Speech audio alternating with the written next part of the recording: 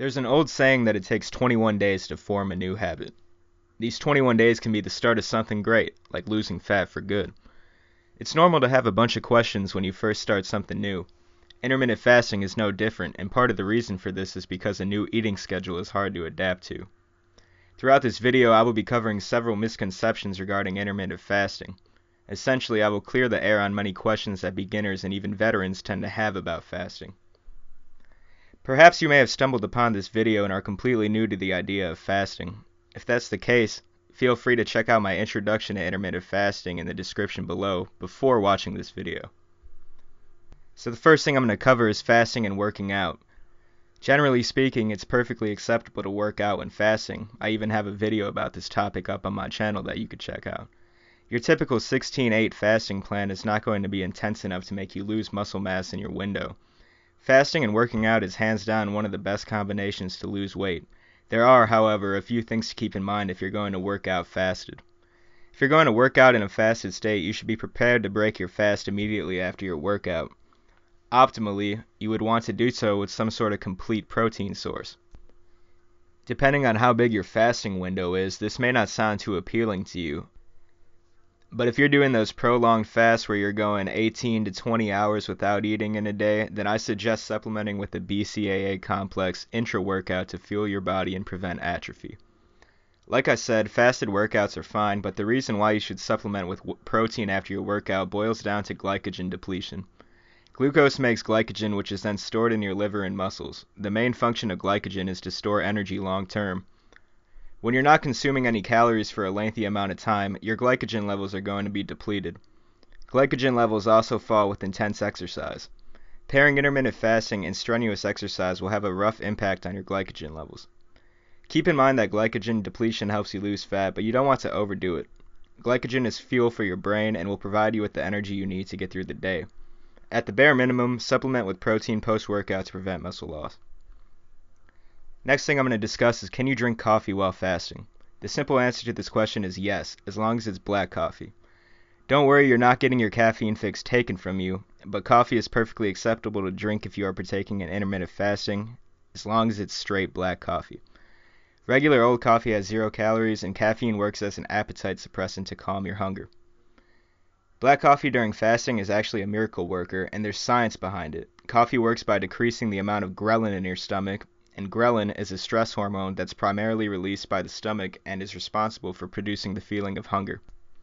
Coffee's natural ability to reduce ghrelin in the stomach will suppress your appetite. You may have heard that coffee during fasting works wonders, but that does not mean you should splurge at Dunkin' Donuts. Adding cream, sugar, or any of the flavored syrups will instantly break your fast and contain a lot of the fat and simple carbs, which are going to add belly fat. I also have a video about this up on my channel too, guys, how coffee drinks will hurt your gains. Check that out if you're interested. Coffee during fasting is perhaps one of the best ways to cool your hunger if it seems unbearable, but always opt for black coffee like I said because of its natural appetite suppressant properties. Things like caffeine pills and pre-workout will also work, but just make sure it has less than 5 calories. Moving on, we're going to discuss, does intermittent fasting cause muscle loss? This is a big topic that people love to discuss, and everybody has their own opinion on it. This is my opinion backed by extensive research. So, intermittent fasting itself does not cause muscle loss. Despite this, poor nutrition and poor lifestyle choices combined with fasting could cause muscle loss. You can take the following theoretical scenarios as an example. So we have person A. They're running a 16-8 intermittent fasting plan with moderate intensity workouts 3 to 4 times a week. Person A consumes a minimum of 0.7 to 1 gram of protein per pound of body weight each day. They also make it a habit to consume complex carbohydrates and good fats.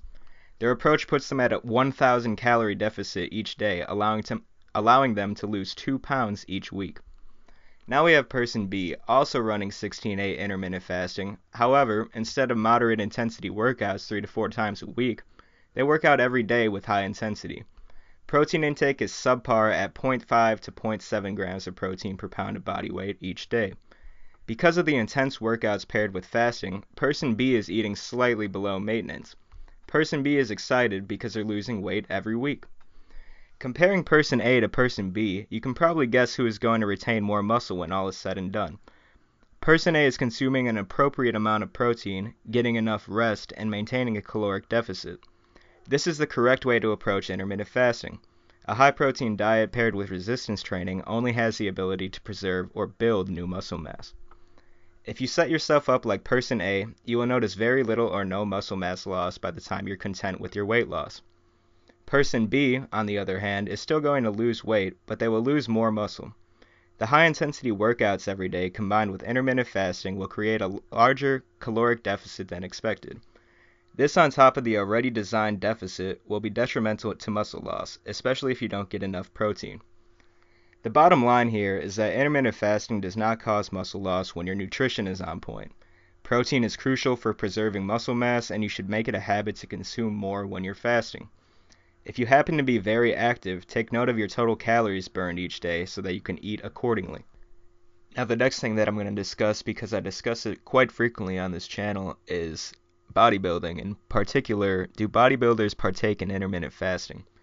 Now I cannot speak for all bodybuilders, but most bodybuilders choose not to fast. The reason for this ties into glycogen depletion, which we talked about previously in the video. Most bodybuilders prefer to keep their glycogen stores high throughout the day to promote muscle synthesis. More glycogen means more ATP is being produced, which allows more work to get done in the gym. For bodybuilders competing at a high level, ATP production is essential, and glycogen is where it all starts. Perhaps the most obvious reason as to why competitive bodybuilders don't fast is because of the risk of muscle loss. When you carry a superphysiological amount of muscle mass, it becomes a lot easier to lose mass. Consuming 0 calories for 16 hours out of the day means 16 hours of no protein. This is simply too much to risk for many IFBB pros. Many professional bodybuilders eat 5 to 6 meals throughout the day, if not more. The constant consumption and high protein intake ensures that glycogen levels stay high and no muscle mass is lost. IFBB pro Greg Doucette, who's very popular on YouTube, has a great video regarding this topic which you could watch in the description below. Moving on, kind of a no-brainer type of question, right? But can you drink water while fasting? Yes, of course you could drink water while fasting. And if anything is more beneficial to drink, then please let me know, because I don't think there is anything more beneficial to drink than water while you're fasting. Water is going to fill your stomach, it's going to take away your appetite, and more importantly, it flushes all the toxins out and it aids in your weight loss process. I recommend drinking anywhere between 64 to 128 fluid ounces of water each day to stay hydrated. It's generally accepted that 64 fluid ounces of water each day keeps you optimally hydrated. Fasting without any sort of water is referred to as a dry fast. Dry fasting is not healthy or sustainable, and you should be drinking water daily regardless of the circumstances. This is perfectly acceptable during religious holidays, however. Alright, so we got 2 questions left, and they're fairly big ones. Hear about these a lot. One thing people like to complain about a lot is that intermittent fasting doesn't work for them. Well, if that's the case, we have to troubleshoot it. So I often receive comments from people who complain about intermittent fasting not working. There are millions of people worldwide who have seen tremendous results from fasting. To say that intermittent fasting does not work implies that you're doing something wrong. So first of all, are you really consuming 0 calories throughout your entire fasting window? It's common to accidentally break your fast early with food items you thought were 0 calories. Always remember to check your food labels and remember my pointers about coffee listed above. Second, make sure that you're actually creating a caloric deficit. You likely decided to start intermittent fasting with the idea of weight loss in mind. The only way you're going to lose weight is if more calories are being burned than consumed. Intermittent fasting is not the magic potion to avoid a caloric deficit, it simply helps create it and maintain it. Lastly, you might just have to give it more time, especially if you're not making any other lifestyle changes. The results you get from intermittent fasting can be slow developing. When you're losing weight, it's ideal to lose anywhere between 1 to 2 pounds a week. Going overboard could cause you to lose muscle, which is not ideal. As a general rule of thumb, you will notice body composition changes within 4 to 6 weeks of consistency. So the next time you worry about intermittent fasting not working, keep these 3 pointers in mind. It's easy to slip up, but just like with anything else, you must trust the process. Now the last thing, guys, since I don't want to make this video too long, but how sustainable is intermittent fasting? Like I said, this gets discussed all the time, and it truly depends. Generally speaking, intermittent fasting is pretty sustainable. This one is very subjective, however, and it varies from person to person. To me, intermittent fasting is best if utilized short term. I recommend that you use intermittent fasting to break weight loss plateaus or when cutting overall. Like I've mentioned previously, fasting is very good, very beneficial when you're trying to get very lean, and I'm talking like single digit body fat percentage.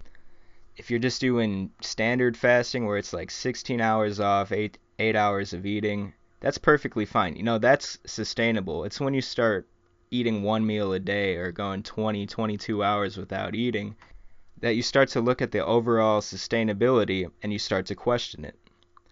The best nutrition plans are balanced and easy to sustain, and perhaps my biggest piece of advice is to use intermittent fasting to get the ball rolling or to break plateaus that are pre-existing. Following this, you can use your results from intermittent fasting to maintain a healthy, more sustainable nutrition plan afterward. There are many people who intermittent fast year-round. If you're one of those people, then more power to you. But for some, it just simply is not sustainable. It's certainly possible, however, with a solid plan. Thank you guys for watching this video. Like I said, I didn't want to make it too long. Remember to rate it if you can, leave a comment telling me your thoughts, hit the subscribe button so you get updated about more uploads, and as always, stay tuned for more about nutrition, fitness, and spirituality.